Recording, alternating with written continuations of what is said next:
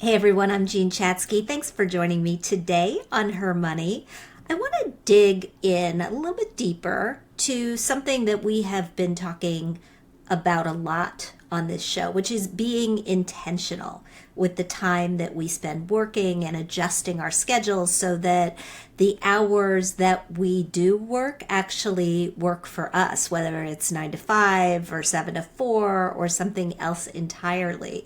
But there is a trend that has been picking up steam the past few years. We haven't really delved into it here, and that is the 4-day work week. About a month ago, Bernie Sanders actually proposed legislation that could make this a reality for all of us. He argues that despite new technological advances, despite increases in productivity, Americans are still working a lot longer for a lot less pay, and that our mental and physical health is suffering because of it.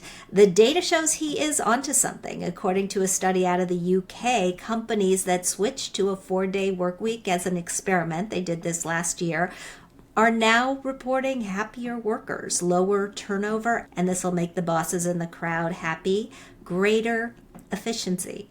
That's just one of the many reasons that I am really excited to bring on my guest today. Holly Trantham works at the Financial Diet, and the Financial Diet as a company was way ahead of the curve. They adopted a 4-day work week 2 years ago.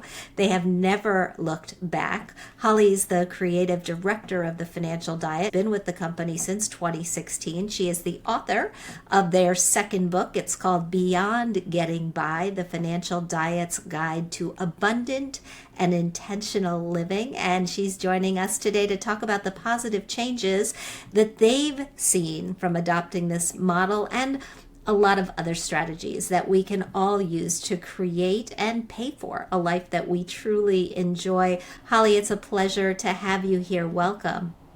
Thank you. Thank you so much for having me. We actually had Chelsea Fagan, the founder of the Financial Diet, co-founder of the Financial Diet, on very early in our run. So it is a pleasure to meet you as well. Soon after you adopted the 4-day work week in 2021, Chelsea, who is the CEO of the Financial Diet, told Fortune you will never go back, that it boosted morale, that it boosted revenue. Now that we're 3 years down the road, what's it been like since you implemented this?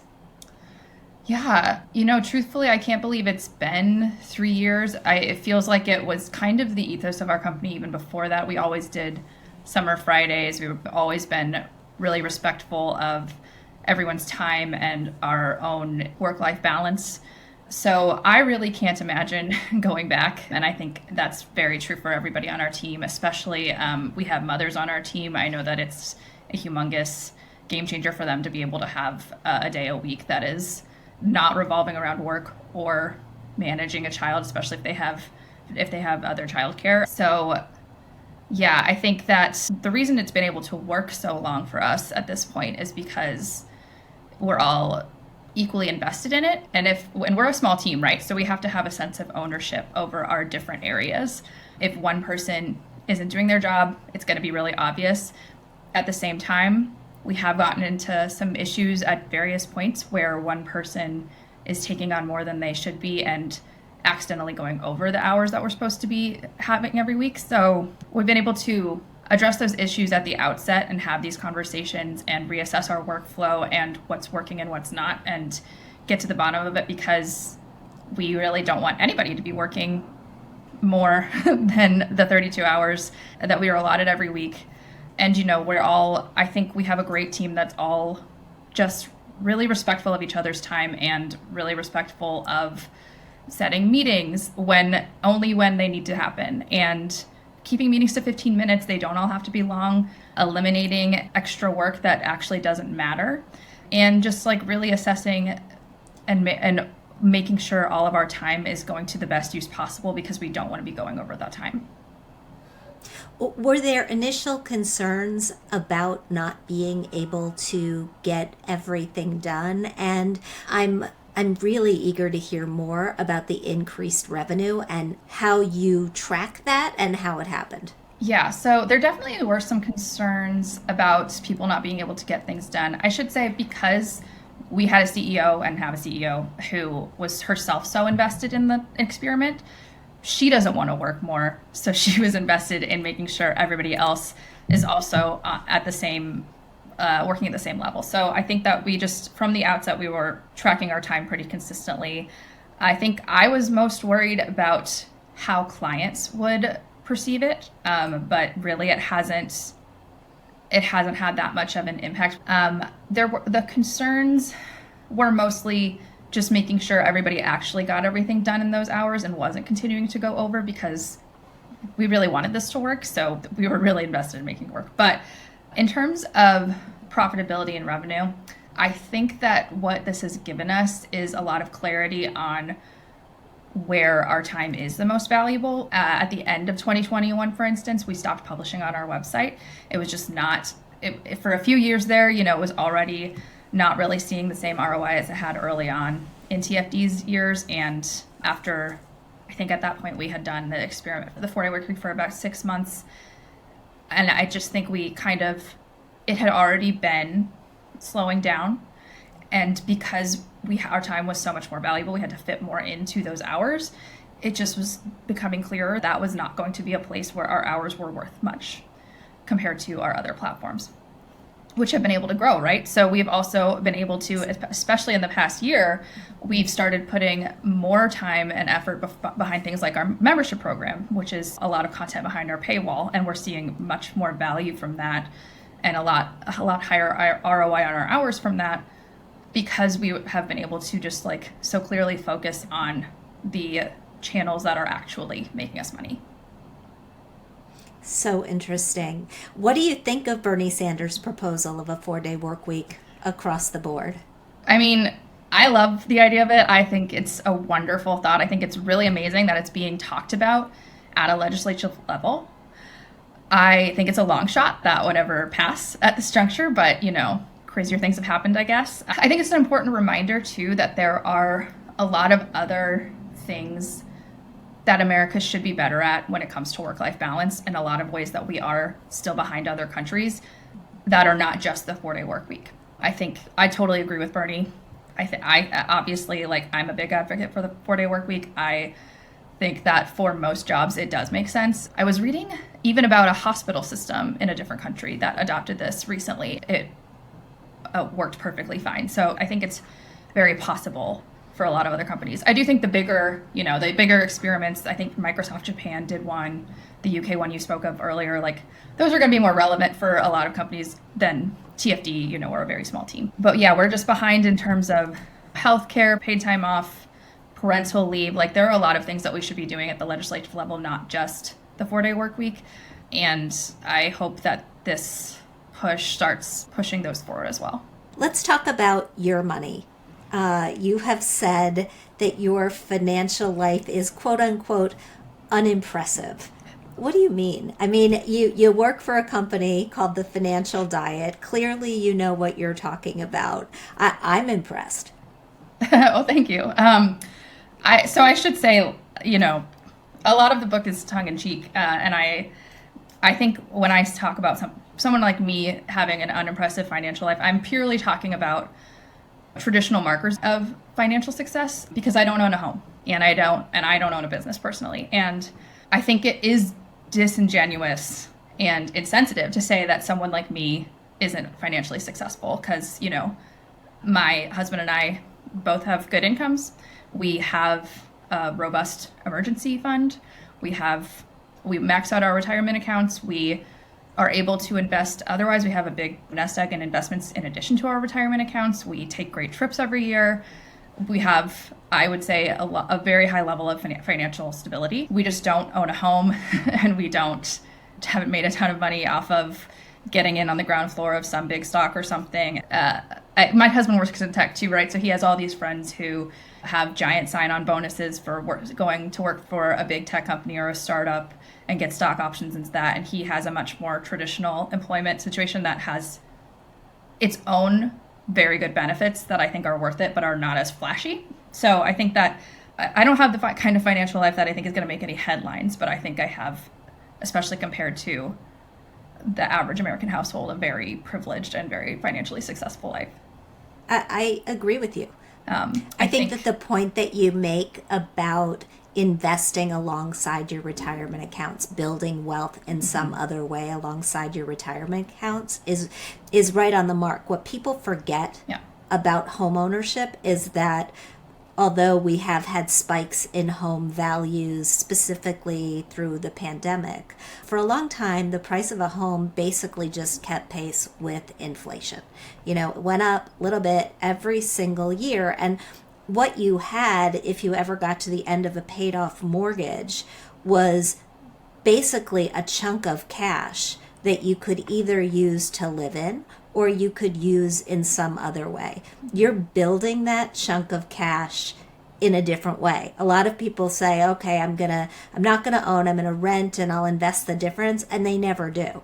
And you actually are doing that. So I think for approaching it in that direction, it's the right way. The other thing that sort of strikes me with your description about your financial life is that I would imagine that it's pretty stress-free, as much as a financial life can be stress-free these days. There's a study out that looked at when women were and when we were not stressed about money, and if we had emergency savings, which you do, if we had the ability to save at least 10%, which given that you're maxing out your retirement and investing on the side you are, and if we had a plan, our levels of stress went down precipitously.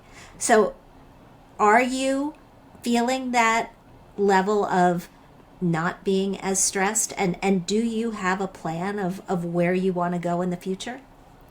Yeah, I definitely think that we have a really low level of money stress compared to most people, and that is really fantastic. And I think that should be the ultimate goal for anybody. I think what I try to talk about a lot in the book is that the things that are going to make us happy are what you're saying, are having more security, more of an emergency fund, more options, really, to be able to live the life you want. It's not going to be buying as much as possible. It's not going to be having a bigger home or a nicer car. It's not going to be having external markers of living a successful life. It's going to be having the security inside that you know that you are taken care of. My plan, I mean, frankly, I have to be thinking about this because I work in media, and we never we never know. Yes, I know.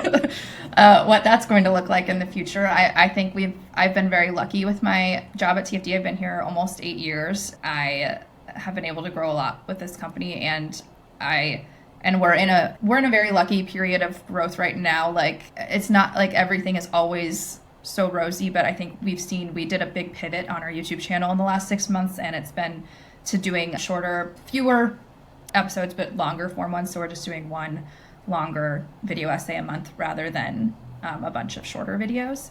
And obviously we're still on TikTok and on Instagram and everything that we need to be. But I think that we're seeing really good momentum from that pivot, and I'm really excited to see where it goes from there. But I still have to be thinking about the future of my own career and all of that, right? So anything can happen at any time, and we just can't plan for it. So we have to plan to not be able to plan. And so I always advocate for having a second stream of income. I pick up side projects here and there. I think that's really important. Not necessarily for the income, but just to have a softer place to land if something were to happen. My husband, like I said, he works at a much more traditional type of employer than a lot of tech jobs. And he's been with his company for 10 years. And he is in a very different position than a lot of people in tech. He has really great work-life balance, really great benefits, and a pension. And that's like so rare these days, and it's something we don't really want to give up. Obviously, I think he has, as far as you can predict job stability, I think he has good job stability, but whoever knows, right? So it's mostly like making the most of what we have while we have it, while also enjoying life. But it's balancing between living your life and planning for when you're not going to have this abundance in the future. So I think that saving a lot when times are good is really important. It's really clear, not just in the title of the book, but in the book itself, that you are a fan of spending within reason to have the life you want. And you talk about the FIRE movement, financial independence, retire early, and FIRE Bros specifically, as a community that sees personal finance as a game you can win by eliminating spending on anything that can possibly be seen as frivolous, which is, that's a quote right out of the book. What's your beef with the FIRE movement? Okay, I do want to say, I know that was a very tongue-in-cheek little definition, and I do stand by that. I think that the FIRE movement has a certain stereotype that comes with it that is, wealthy, very driven, but very frugal at the same time. They have these lifestyles where they make tons of money and then live very, very frugally in order to be able to save as much as possible and invest as much as possible so that they can retire by 40 or 35. And I don't really disparage anybody wanting to retire before a traditional retirement age. I personally would love to retire anytime, as soon as it's possible for me. I would love to. I think I love my work but retirement to me would mean it's more, having the option of work. So working on something that you care about, but not relying on it to make money. So it's not like when I retire, I think I would not have any projects or wouldn't have any work. But it would be a time when that was completely up to me and in my control. I think the FIRE bro stereotype can be really condescending and really judgmental. And it can often forget that the reason that those people are able to live that FIRE lifestyle is because they have an extremely highly unattainable income, and it's not necessarily because of their low spending, but they act as if the gamification, the keeping their spending low, and the living on basically nothing while they are making so much, they act like that's the reason they are able to go after this lifestyle, when first and foremost the reason they're able to go after it is because they make a lot of money. I think that's a really good point, and I think often we don't know what influencers have going on behind the curtain. Influencers of all types, and we should be a little bit more skeptical as we look at them. Emily White, who is a reporter and a social media strategist here at HerMoney, started following the financial diet, you and Chelsea, when Chelsea put up a post acknowledging that as the CEO, Chelsea's not the highest paid person at your company, and that is okay, and that more money is not necessarily the best thing. It's a very interesting viewpoint, particularly from the CEO. So, Holly, I want to get into something that you push back on in the book, and that's the notion of a happiness threshold. The idea that once you have a certain amount of money, your happiness plateaus. How much money is enough, and how is it correlated to happiness as you think about it? Yeah. So what I push back on in the book is the idea that there is one salary number that once anybody makes past that number, they're not going to be any happier. There was a really famous study several years ago that I'm sure you heard about. You probably even talked about it here. That past $75,000 a year, no one's going to be any happier. And I can tell you from my personal experience living in New York City, that's absolutely not true. I think that everybody has that ceiling where they're going to have diminishing returns on the happiness that money can bring them. I don't think that is going to be the same number for everyone. And I think that you have to kind of determine that for yourself. I completely agree. That said, where do you shake out on having more money? I mean, clearly you're a big believer, and your company, The Financial Diet, is a big believer in this idea of time is more valuable than money, or at least equally valuable. Where's the trade-off? For me, it's basically, I make a certain amount of money. If I wanted to make more by taking on a freelance project, a side income, or something like that, is that extra income going to be worth the time it's going to take me? And sometimes that can be yes, and sometimes it's going to be no. I think that the target's going to be ever moving. I don't have any kids right now. That could change in the future, and I'm certain that would change the amount of money that we would want to be able to have access to. I do live in a high cost of living area. We have a lot of expenses we don't have living in New York. I don't have a car payment. I don't have gas and car insurance like that, but I do have higher housing costs than a lot of places, and that's a big trade-off. But I think that it's ultimately what I talk a lot about in the book is you have to determine what's actually worth your spending your money on, because I think when we talk about happiness, when we talk about how money can buy happiness, you have to decide, are you talking about tangible and experiential things money can buy you, or are you talking about security? Because I think when you talk about security and that being something money can buy you, I think that's a lot more important for happiness than buying about all the clothes you want or going on flashy Instagram vacations. And I think it's kind of, you have to find the trade-off. And I think a lot of people get caught up in these,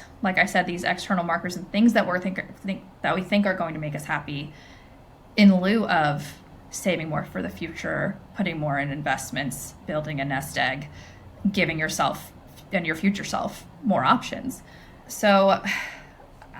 I feel like right now, my husband and I make enough money, we are able to contribute to our future selves, to that nest egg and to those investments plenty, and in a way that I don't want to work more because I know I'm working towards those goals. But if I was making less money, I would probably want to be at the level I am now. So, and as our living costs go up, our grocery bills are way higher than they were a year or two ago. That's going to keep happening too. So I think it's always a moving target. But I think you just have to say, am I on track where I want to be? And that's a really difficult question to answer. I do think that it's really important to continue looking at retirement calculators, online net worth calculators, and growth suggestions, and make the decision for yourself. But as I think once you decide you're on track, you can just pause and not worry for the moment. And if you need to reassess in the future, then you do that.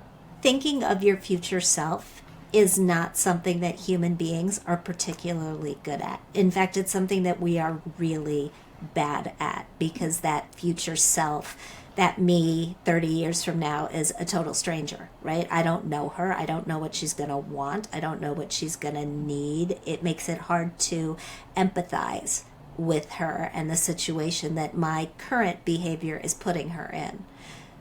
Clearly, you've got a grip on this. How did you get yourself to focus on your future self? I think a lot of introspection over the years, frankly. I'm currently in kind of a no spend challenge just for myself, because I am saving for a specific a solo trip I'm going to take this summer. And, it's something I probably could figure out how to pay for without cutting off all of my personal spending. But sometimes you find yourself getting into these cycles where you're buying more. And for me, it's always clothes. Buying more than you need, and you get to a point where you realize it's not really adding to your life. I think it's really important for me to just continue to reassess my spending, where my money is going, and what's actually adding value to my life. I think I've done a pretty good job of making that a habit over the years. I think for me, I had to start doing the pay yourself first method, right? Where you set up direct deposit, you have money taken out of your paycheck, my husband's paychecks, money that's taken out that goes to investing and savings goals before we ever see it. So it's just not even part of our day-to-day budget. Frankly, I think for me, the biggest motivator is starting that habit and giving it time for that money to grow. Because when we look at our investing account from the past, we started our combined nest egg account. It's kind of like, oh, we've seen it grow so much over the last 4 years, even with 2022. We've seen that amount grow without us really doing anything other than setting up those recurring contributions. And if we get a bonus or something, it goes into that. I think just setting up the habit and then waiting to see how that's paying off is the biggest motivator. Because if this is how much that can pay off in 4 years, think about how much it's going to pay off in 20 or 30 years. And that's the easiest way I can think of my future self, especially when I look at a calculator and say, oh, if we have X amount by the time we're 50 and we might be able to retire then, that's really motivating to me. So, I think that's great. And I do think that the time to let it grow to see, I mean, you're showing yourself that you're successful. And a lot of people don't give themselves that, and that is a really powerful motivator. Every time I write a book, Holly, I learn something new that I didn't think I was going to learn before I set out to write that book. What was it that you learned writing this book? What's the biggest overarching surprising lesson?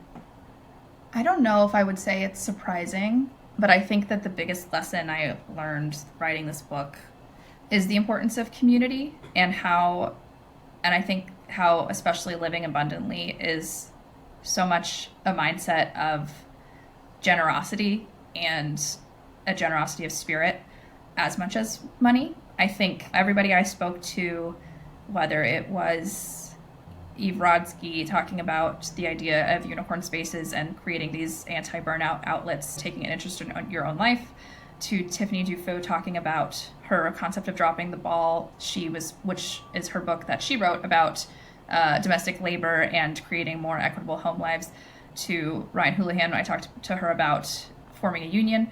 I think that the importance of your relationships and community is what it comes down to in every aspect, because the way you avoid burnout isn't just by having a 4-day work week. It's by having an interest in your own life and having relationships with people, having a robust social life that's not just revolving around your family and your work.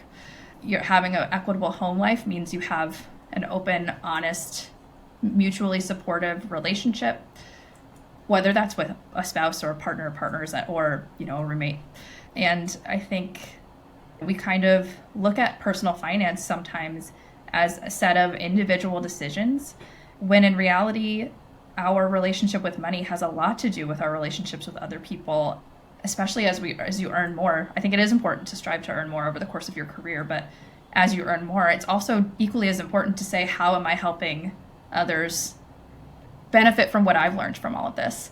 How am I helping others up the ladder behind me? How am I mentoring? How am I sponsoring people coming up behind me? So I do think, just the importance of community and our interpersonal relationships. Well, thank you for sharing all of this with us. I should point out both Eve Rodsky and Tiffany Dufault have been guests on this show. If you haven't heard those interviews, please feel free to go back and check them out. They're definitely in our library. Holly Trantham, the book is Beyond Getting By. Thank you so much for this. Thank you so much for having me. This was so wonderful, and I am such a fan, so thank you so much.